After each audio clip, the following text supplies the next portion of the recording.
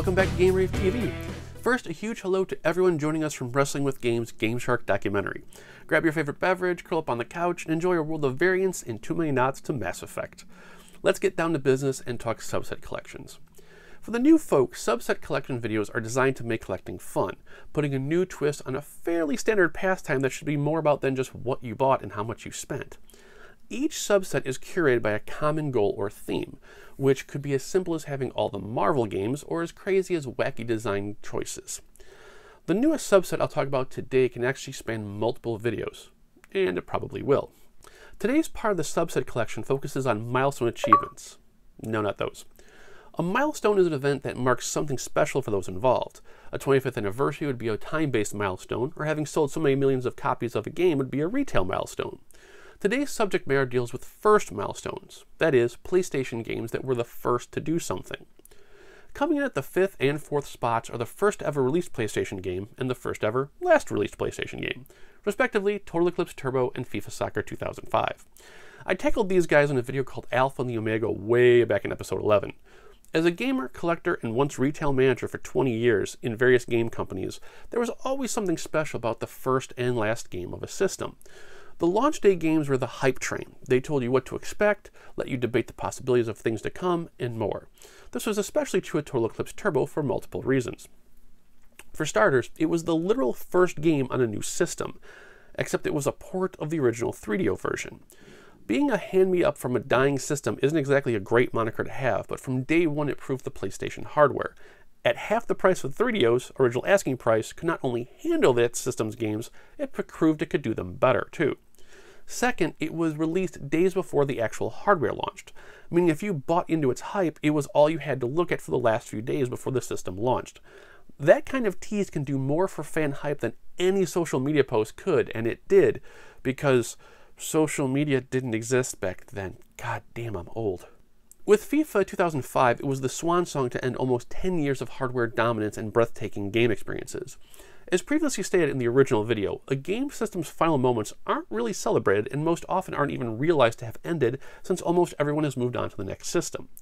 While the majority of American gamers would shun FIFA for simply being a dated sports game on a dead system, it served as an important bookmark in the library's visual evolution. The amount of software tricks and programming elbow grease needed to keep pushing the PlayStation's 1 meg of RAM beyond its scope every year can be seen in many late-era games. There's also that finality to it all. That sad, depressing realization that your favorite system of all time has finally retired. FIFA 2005, Tony Hawk 3, Magic Knight Rayearth, NHL 2K2. You never forget your last one. Coming at the third spot is Project Horned Owl, the first ever light gun game for the system. Despite character and mech designs by Ghost in the Shell's Mazumune Shiro, the game itself never really took off. Great games are forged in the fires though, and it was Horned Owl's privilege to light the flame. In its wake came Die Hard Trilogy, Elemental Gearbolt, My Guilty Pleasure of Lethal Enforcers, and more. On a bittersweet historical note, Horned Owl would also essentially be the beginning notes in the traditional light gun gaming swan song. While the PlayStation 2 and the Xbox original would pluck the final notes, light gun gaming was essentially dead at that point. Since LCD TVs required a more optical mouse approach, after the temporary revival and one last gasp of air on the Wii, the genre is all but dead. Our second milestone game leads into the number 1 spot, but the two games are coming from different angles. Sitting in the numero dos spot is Ape Escape. I'm not gonna lie, I was inspired to add this to the first edition of the subset collecting videos thanks to PSXDad's review of it. Ape Escape's first claim to fame was that it was the first and arguably the only game to require a dual analog controller.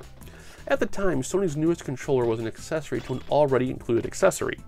Companies weren't taking the need for the DualShock that seriously, considering how quickly Sony yanked the neutered analog controller. By forcing Ape Escape to need it, Sony was essentially, if you'll pardon the pun, controlling the future of gameplay mechanics. Once it was included with the systems, there was no turning back. Just as the industry followed the once unheard of 6-button configuration, so too would they follow the DualShock's trailblazing. Which leads us to the most alien concept to follow in its footsteps. Coming at the number 1 spot of our milestone list is Alien Resurrection. And that was the sound of at least half of you falling out of your chair. This was no mistake. At skin-deep levels, it's indeed a movie-licensed game, but it made a design decision that would forever change the course of gaming as we know it. Before we get to that, let's take a step back to 1999, when the PC Super Smash Quake 2 was ported. Compatible with the DualShock controller and a mouse, Quake 2's controller settings offered some unique takes. While loadouts using both analog sticks were offered, they weren't exactly user-friendly because they split the movement across each stick. One setting, however, allowed you to use the D-pad for movement and the right analog stick for looking around. If that sounds familiar to you, it's because it was the first console baby steps to modern-day double-stick controls. Regretfully, this setup also forced the shooting and jumping to your left fingers, so it was a bit cumbersome. A few months later, Alien Resurrection would arrive and would be the first console game to have the modern-day dual-stick control movement as its true default setting.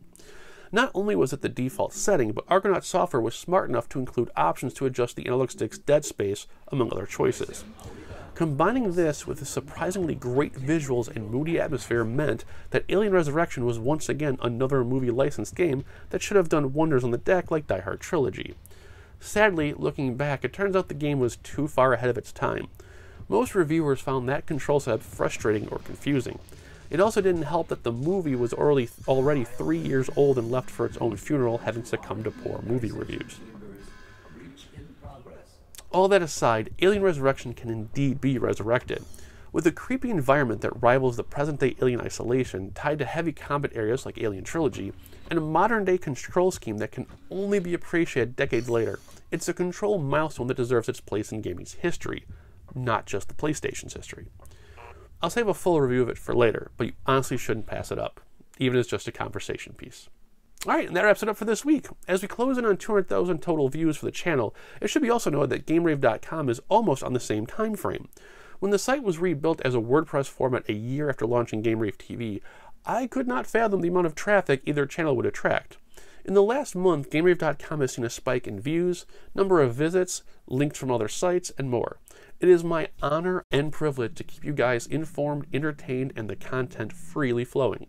Be safe, go play some games, and I'll catch up with you in 2 weeks back on pause mode. Have a great week.